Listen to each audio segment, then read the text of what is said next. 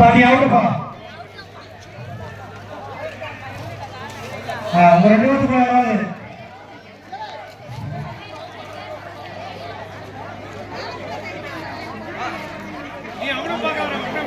அப்படியே ஆடி எடுத்த மாதிரி ஒரே இடத்துல நிக்கிறாங்க.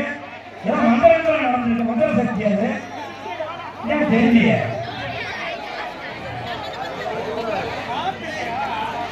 என்ன பண்றீங்க? நேரே இல்லாத ஆமா 2 பேரும் சரியான வேலைப்பா. ஒதுங்க டிஸ்டர்ப் பண்ணாதீங்க யாரும்.